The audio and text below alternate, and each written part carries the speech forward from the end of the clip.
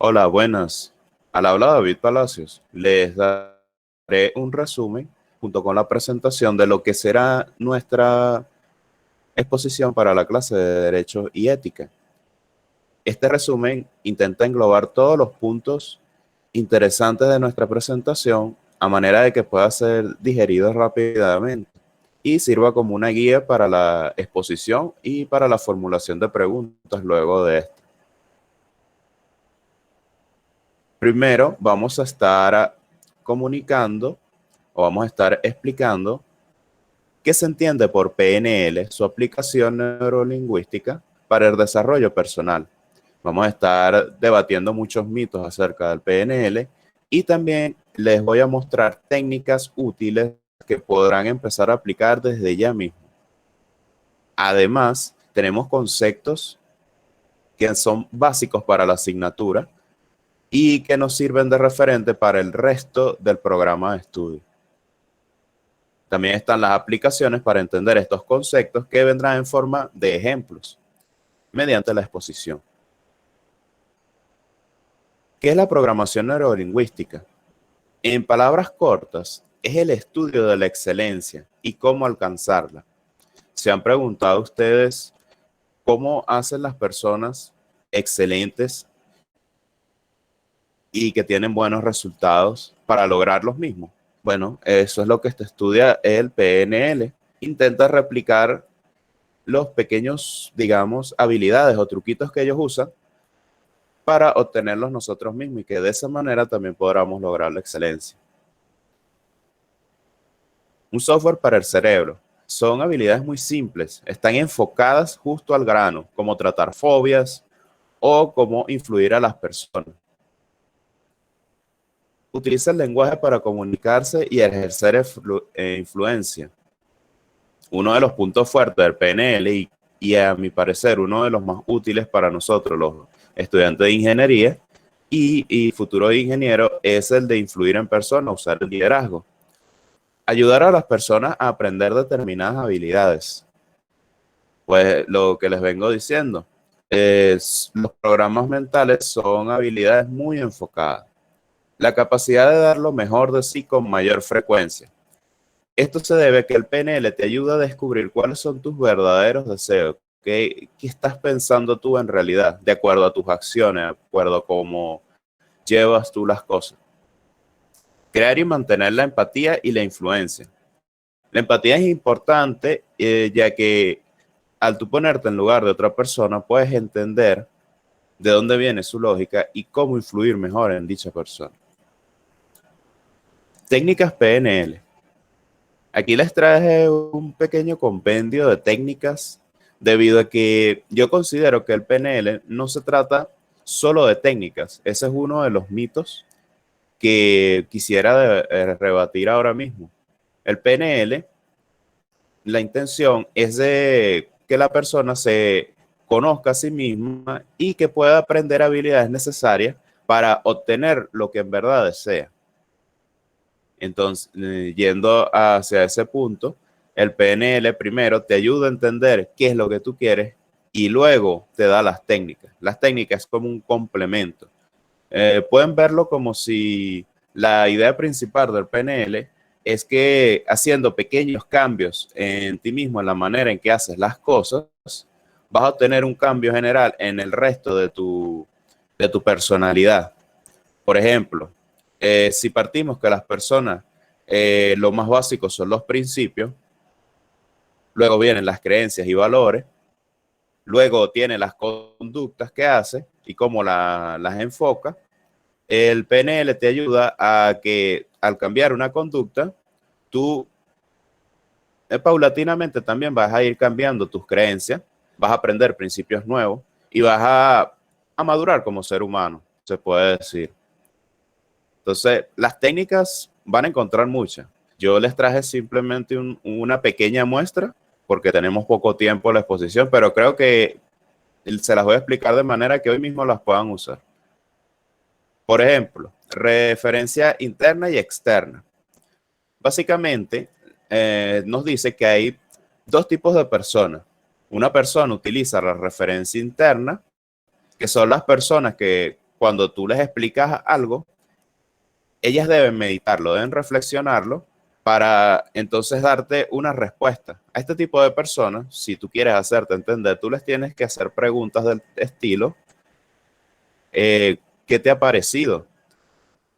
Lo más importante es que tú entiendas.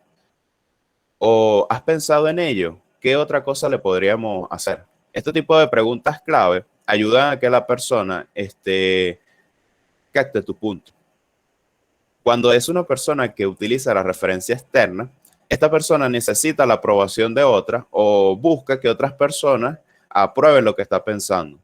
Entonces le tienes que hacer preguntas del estilo, ¿qué piensa tu familia de ello? Yo te voy a dar mi opinión acerca del asunto. Entonces siempre tienes que enfocar la manera en que le hablas hacia esa dirección, hacia algo interno o si es algo externo con otras personas. ¿Cómo darte cuenta si una persona utiliza referencia externa o interna? Tienes que hablar, tienes que preguntarle. Si es una persona que medita mucho, que reflexiona, que a la vez que siempre tiene buscándole las lógicas a las cosas, es referencia interna. En cambio, una persona externa va a buscar qué piensan los amigos primero. ¿De qué te sirve esto? Básicamente, puedes influir en estas personas. Es una manera mucho más sencilla de influir, cosa que voy a tocar en la habilidad 4 para que se englobe y lo puedan entender con claridad. La 2, la fisiología. Conocerte a ti mismo te ayuda a influir en los demás. Esta nos dice que, por ejemplo, nuestra postura corporal tiene mucho impacto en las conductas que tenemos. Por ejemplo, si tenemos una postura de hombros caídos, nos vamos a ver como una persona asustadiza. En cambio, si tenemos una buena postura recta, totalmente orgullosa, nos vamos a ver así, como una persona con capacidades que ante los ojos de los demás y también ante nuestros propios ojos, que es muy importante. Además de la fisiología, hay un punto que a mí me parece muy interesante, que es el del lenguaje corporal. Saben ustedes que las personas utilizan, digamos, se comunican el 80% de toda su... Disculpen el ruido que, bueno, se me olvidó desconectar los WhatsApp. Las personas utilizan el 80% de la comunicación, el 80% de la comunicación efectiva viene por el lenguaje corporal y solo el 20% es escrita o es hablada. Entonces es importante darse cuenta que ya todos nosotros en verdad entendemos algo del lenguaje corporal. Nosotros nos comunicamos así no estemos conscientes de la importancia del mismo, nosotros nos comunicamos con él. Por ejemplo, les voy a dar un ejemplo práctico ahora mismo que vamos a ver en la exposición. Cuando tú estás exponiendo algún tema, las personas tal vez tengan su cabeza apoyada en su mano. Puede ser inclusive un solo dedo, puede ser con el lápiz. El gesto, de hecho, puede ser muy sutil, pero eso es lo que te está indicando que la persona no te está entendiendo y que está aburrida. O tal vez la persona tiene sueño porque no durmió. Ese gesto de poner la mano o de sujetarse la cabeza quiere decir que no te están captando el 100% de lo que tú estás diciendo. Tú deberías buscar que la persona en verdad esté pegada cerca de la fuente del conocimiento, casi que con la cara pegada en la cámara, que la puedes ver súper cerca.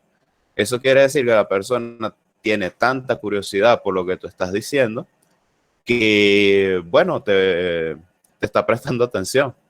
Entonces, ¿cómo podrías rebatir algo así en una exposición? De hecho, es muy sencillo. Le puedes hacer preguntas al público. A la persona que veas con más cara de ponchado, que tenga esa mano ahí pegada en su cara, a esa persona tú le haces alguna pregunta de lo que has estado viendo. Una cosa sencilla, la idea no es que se sientan mal, la idea es que cambien la atención. Si estaban pensando en otra cosa, que te pongan atención a ti. Inmediatamente otras personas van a ponerle atención a lo que tú estás haciendo. Y esta persona va a empezar a tomarte atención a ti. Entonces, eso es lo que necesitas. Ilusión de tener alternativa. Esta es una técnica bastante, me parece muy interesante porque te da como una manera nueva de enfocar lo que dices. Por ejemplo, no vas a preguntarle a las personas directamente, mira, ¿tú quieres ir al cine? Entonces, como la alternativa es un sí o un no, es probable tener 50% de probabilidad de que te digan que no. Y tú quieres ir al cine, entonces no estás influyendo. ¿Cómo podrías hacer? Le preguntas a la persona, mira, estrenaron una película nueva, está muy interesante. También en el cine tienen una promoción de cotufas y una promoción de refresco. Yo reuní algo de dinero y en cualquier momento podría ir. ¿Qué te gustaría a ti más? ¿Unas cotufas, unos chocolates o tal película? Entonces la persona te va a responder acerca de una de esas preguntas que tú le hiciste. Sí, me gustaría tal película. Sí, me gustan mucho las cotufas del cine. ¿Cuál es la idea?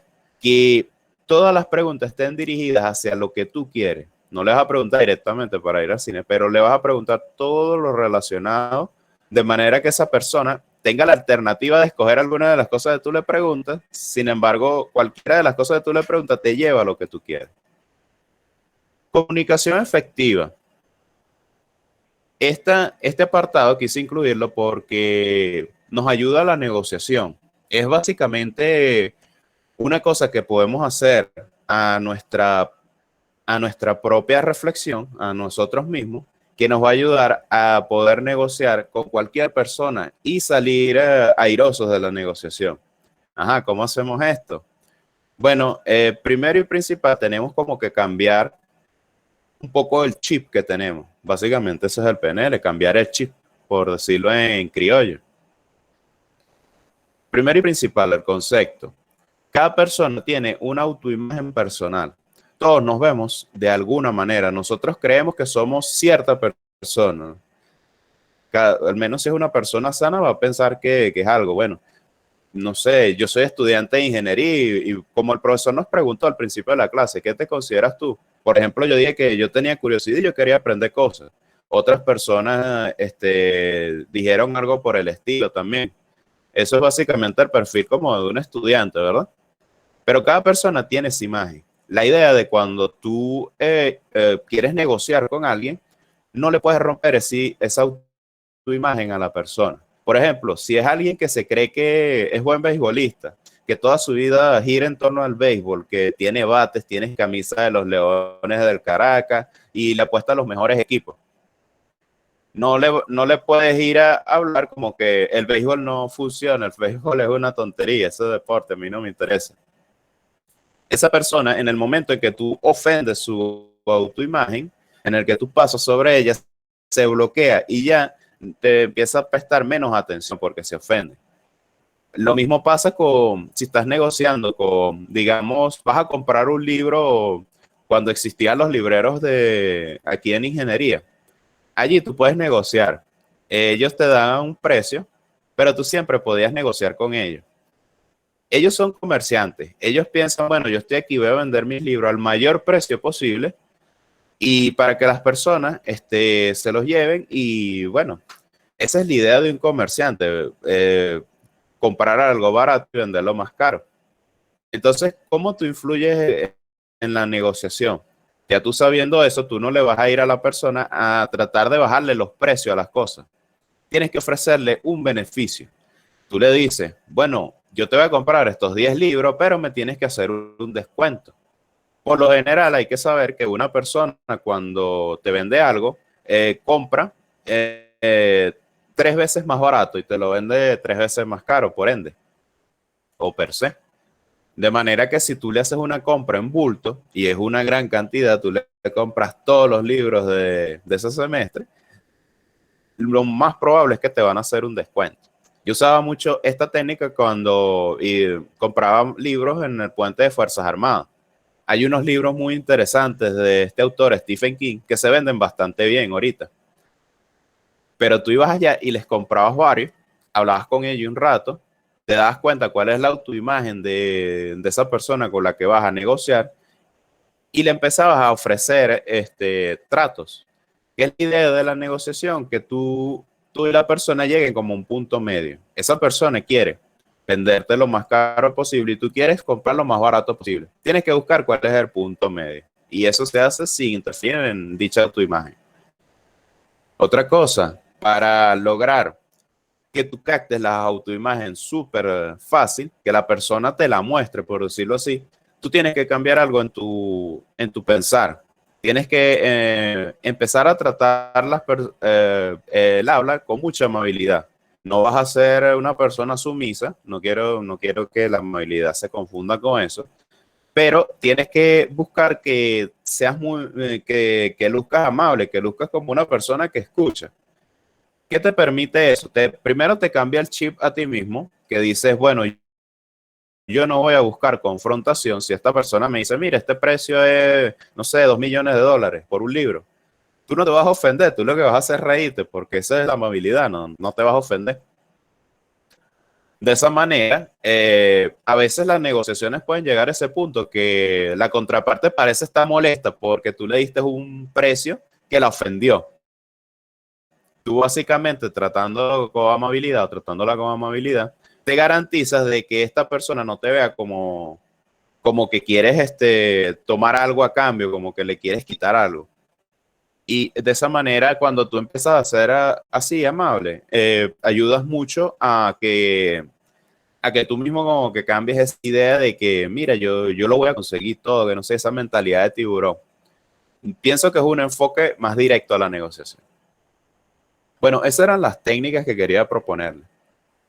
Ahora les voy a comentar acerca de los conceptos básicos que tenemos en la materia. Ya esto los habíamos discutido en clase, pero los voy a traer ahora para reflexionar sobre ellos. Los valores. Estos son principios aplicados. Recuerden que los principios son todas estas, digamos, estos ideales que tenemos cada uno que son positivos y aceptados. O sea, el valor de la valentía, por ejemplo, o el valor de la caridad, el principio de la caridad, perdón. Cuando tú aplicas la caridad, que tú vas y, digamos, haces un montón de arepas y se lo das a los niños pobres de la calle, tú tienes un valor de que quieres como que estás haciendo funcionar tus principios. Esos son los valores y los principios. Son conceptos que puedes verlo como que al aplicar los principios obtienes los valores. La moral. La sociedad tiene un conjunto de principios que también acepta, que eso puede diferir de los principios de las personas como tal. Sin embargo, la sociedad tiene sus propios principios que obtiene y aplica.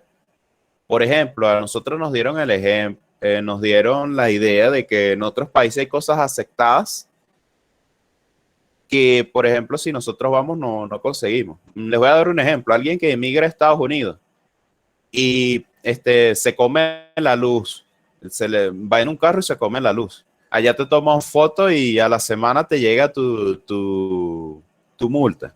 Nosotros los venezolanos, por tal vez mala educación o que no lo usamos mucho, no le ponemos atención a comerse las luz o infracciones de tránsito. Puede decir que el principio de muchos de nosotros no es como respetar ese espacio para otras personas. Nosotros nos comemos la luz y listo. La luz amarilla es para acelerar más. Lo digo de broma, pero se han visto casos. En nuestra sociedad, esos principios están como que por debajo de la mesa, son aceptados, te puedes comer la luz, si todo el mundo se la come, pero allá no, en aquella sociedad es de hecho una ofensa bastante importante y te mandan una buena multa. Entonces, cuando tú ejecutas los principios que la sociedad está usando, que la sociedad que son parte de la sociedad, tú te estás comportando de manera ética. Es decir, si la sociedad le pone mucha importancia a que tú no te comas la luz y tú, aunque te la puedes comer, son las 4 de la mañana y esté la vía sola, tú no te la comes, tú estás comportándote de manera ética. No te tiene que ver nadie, simplemente tú tienes esa actitud de ser ético, que es algo muy importante en la vida, considero yo. Igualdad. La igualdad se refiere a que no hay discriminaciones, a que cada persona va a ser tratada como igual. La justicia le da a cada quien lo que se merece. La justicia no se trata de distribuir las cosas igualitariamente, que a cada quien le van a dar. Por ejemplo, en una mesa hay una persona de 2 metros y los demás son personas pequeñitas de 1 metro, digamos. Entonces, discúlpenme el ejemplo, pero me van entendiendo. La persona que tiene 2 metros consume mucha más calorías que las demás. Si tú a todos les das la misma porción de comida, tú vas a estar desnutriendo a la persona que tiene 2 metros y le vas a estar dando mucha comida a los demás. Entonces, ¿qué haces? Tienes que ser más justo. Le vas a dar la comida que necesita la persona grande y a los demás la que necesitan también. Cada quien lo que se merece. Otros conceptos, la equidad. La equidad es una manera de aplicar un criterio para la justicia. ¿Qué criterio estás usando para ser justo? ¿Qué hace que esa persona se merezca más una cosa o la otra? Quien tiene más cualidades merece más. A todos se les trata de acuerdo a sus particularidades. Se nos dio un ejemplo bastante interesante de una persona que había inscrito sus 3 materias. Sin embargo, le hace falta una sola materia para graduarse y tiene el tiempo, tiene la disposición para verla. Entonces le pide a nuestro cuerpo que, digamos, hace las normas en la universidad, que considere su caso para que lo traten con equidad. Entonces, allí habría que, ellos tendrían que meditarlo y ver si es justo que se le dé como que esa oportunidad de tener 4 materias. Una norma. La norma son el conjunto de reglas, pero que se dan en un ordenamiento social. Es decir, no tienen carácter de ley por un cuerpo judicial, pero la sociedad uh, dicta ese ordenamiento. Por ejemplo, el Consejo de Facultad, ellos ponen las normas para nosotros. Una ley es una norma dictada por el órgano competente, dígase la Asamblea Nacional o el Tribunal Supremo de Justicia. Son básicamente un cuerpo que se dedica a hacer las leyes. Tiene un carácter importante para el Estado. La división de poderes. La división de poderes es un concepto que viene desde la antigua Grecia, que luego fue retomado en la Revolución Francesa, y permite que una sola persona no concentre todos los poderes en ella. Es decir, no se le da ese carácter autoritario a una sola persona. Que se diga, bueno, que esa persona decida lo que va a pasar con el resto de nosotros, sino que se dividen los poderes, por ejemplo, por lo general en el legislativo, en el judicial, en el ejecutivo, que uno se encarga de hacer leyes, otro se encarga de estudiarlas y el otro se encarga de hacerlas cumplir. La idea es que cada quien sea independiente del resto. ¿Qué permite esto? Que sean varias personas las que decidan, que no todo se lleve hacia lo que quiere un grupo en particular, de manera que el resto de los ciudadanos obtengan beneficios, no solamente un grupo pequeño. La democracia. Se puede decir que la democracia no es perfecta. En la democracia, la mayoría, el voto de la mayoría, te aplica las normas. Sin embargo, y que eso después puede ser una ley, necesita de ciudadanos educados, claro. Mientras más conozcas tú de tus derechos, de lo que tú te mereces, de todas las cosas que tú puedes hacer, es una democracia mucho más, digamos, perfecta. Pero si tenemos a ciudadanos ignorantes, que se dejan influir muy fácilmente, digamos, tienen esta conducta externa, por decir así, que buscan qué piensan los demás en vez de reflexionar ellos mismos, la democracia es más imperfecta. Entonces, por eso es importante la educación, y una educación que no adoctrine, una educación que le dé a la persona herramientas para poder elegir adecuadamente. El Estado de Derecho. Este elimina el despotismo.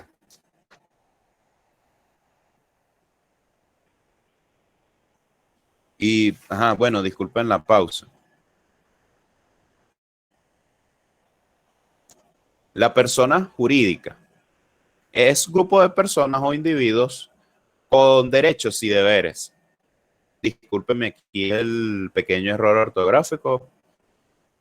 ¿Qué sucede? Una persona jurídica puede ser un conglomerado, un grupo de personas, o puede ser una persona como tal, con derechos y deberes. Habría que, y eso se puede, digamos, saber exactamente cuántos derechos y cuántos deberes tiene. Con el concepto de personalidad jurídica.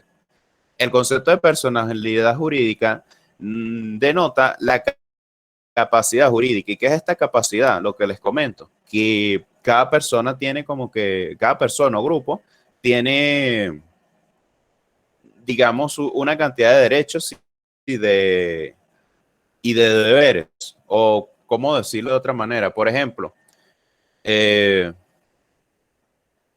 dentro de la propia universidad, eh, podrías decirse que si vemos a nuestra organización social como algo jurídico, vamos a decirlo así, tenemos a las facultades con su consejo de facultades y después tenemos al consejo universitario que engloba todas las facultades. Entonces, las facultades tienen un conjunto de derechos. Ellos pueden decidir algo en su área en particular, pero eso no está arriba de lo que decide, de lo que se decide como universidad total. Entonces, el consejo de universitario tiene una capacidad jurídica mucho mayor que el consejo de facultades.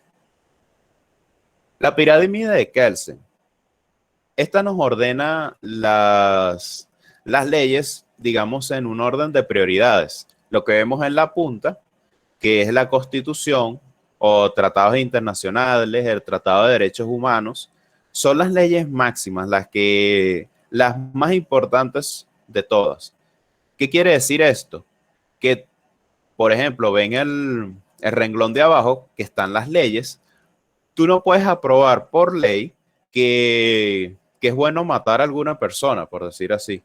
Los tratados de los derechos humanos te quieren conservar la vida de cada persona. Entonces, aunque tu ley diga eso y tú la quieras aplicar en tu país, o los tratados internacionales también contemplan la propiedad privada y contempla el derecho a expresarse libremente.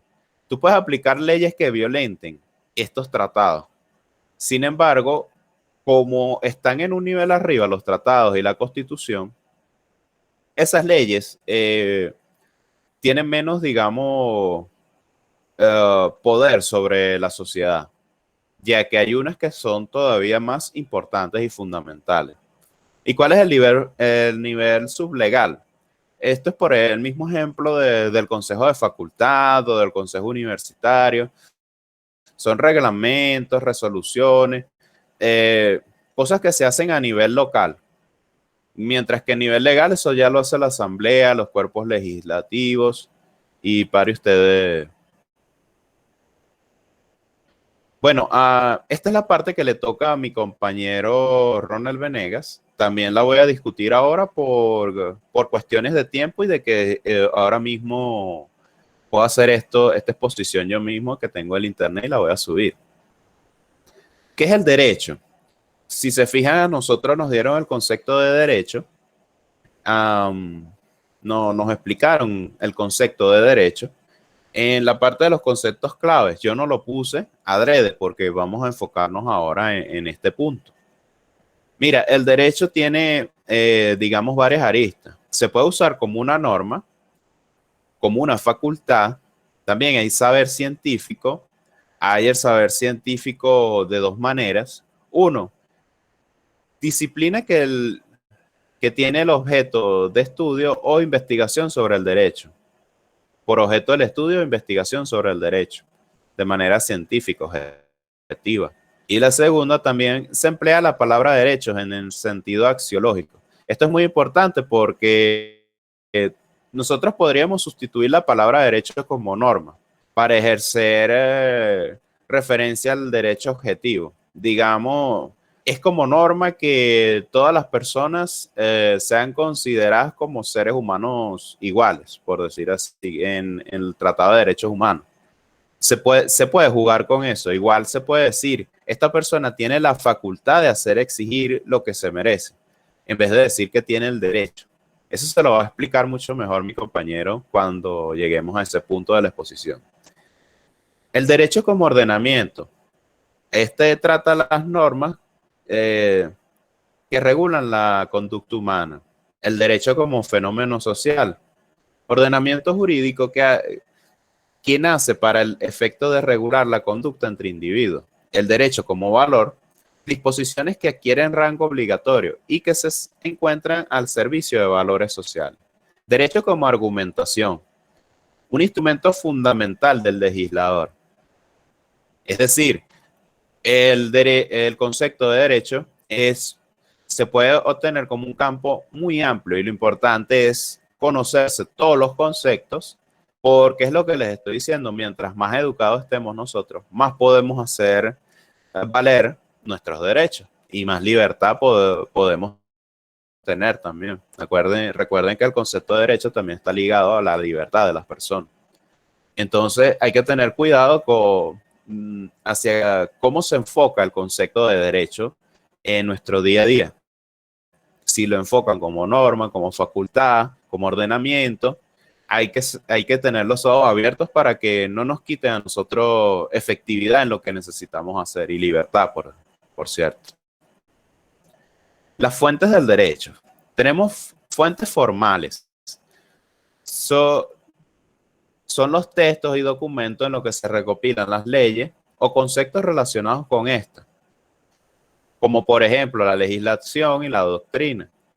Entonces aquí vemos la legislación, la costumbre, la jurisprudencia, la doctrina, que esto lo habíamos hablado en clase, que la doctrina era el cuerpo colegiado que estudiaba el derecho y que como que hacía sus recomendaciones.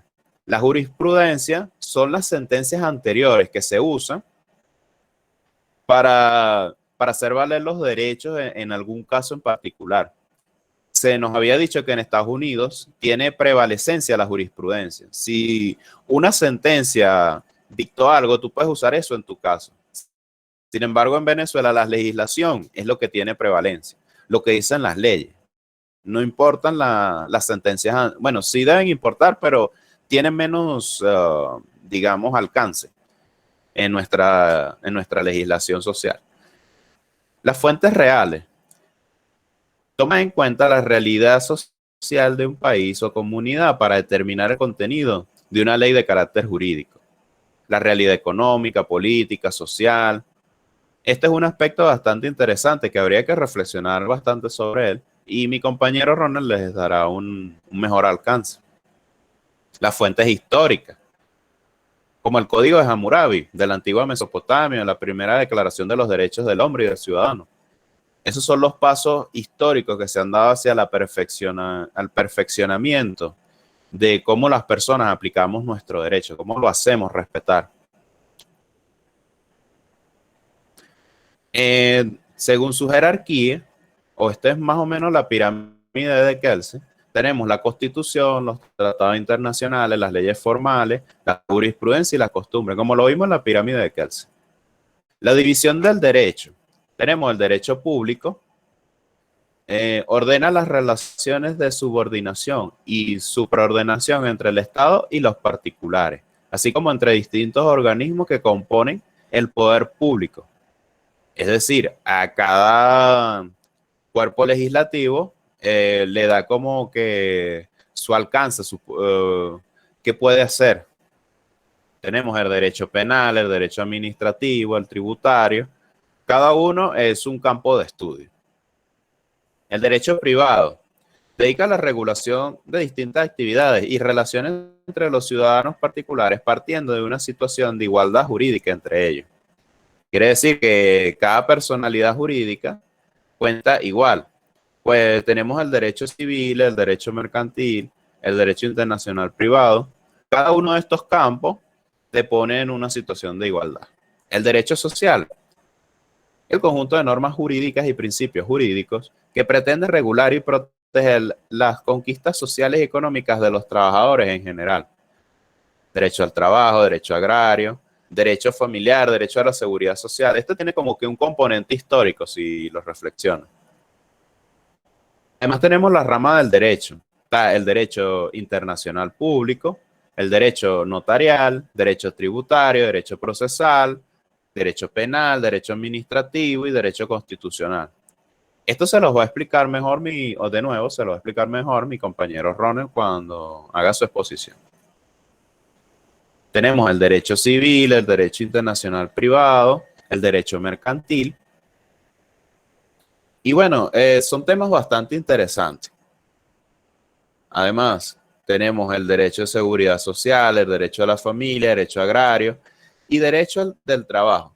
Aquí quiero ir con todas estas subdivisiones o ramas del derecho, que básicamente cada una se estudia, es un campo de estudio, se intenta buscar que la persona tenga conocimiento acerca de lo que está haciendo. ¿Por qué se estudia? Porque se dividen, porque es un campo de conocimiento. Tú para hacer ejercer tu derecho, para que exista la democracia, debes ser educado. Por eso estos conceptos son tan importantes, que tú aprendas qué son y cómo los aplicas en tu vida diaria. Vamos a tomar como ejemplo el derecho de familia, relativo a los deberes a los derechos y deberes y en general la institución fundamental que es la familia. Por ejemplo, se habla que no sé, que un padre se abandonó la familia. Entonces la madre le exige una compensación económica para poder criar a los hijos.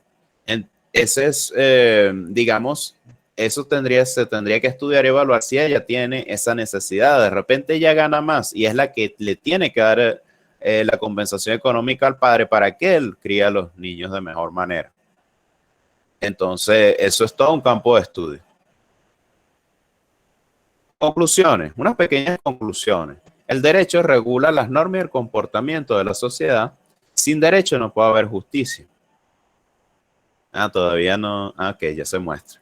En tal sentido, cabe expresar lo siguiente: el derecho en la sociedad, porque es importante, nuestra respuesta es que el derecho nace junto con la sociedad y contribuye en la formación y conservación de la sociedad.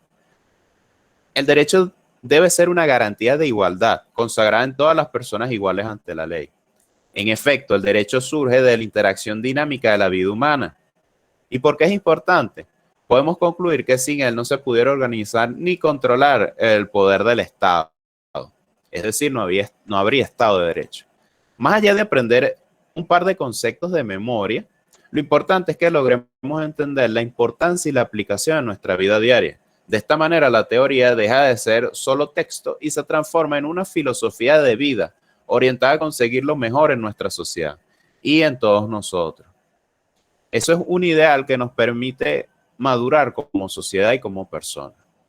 Bueno, muchas gracias a todos por poner atención a mi exposición y espero vernos en clase y explicarles los temas más a profundidad.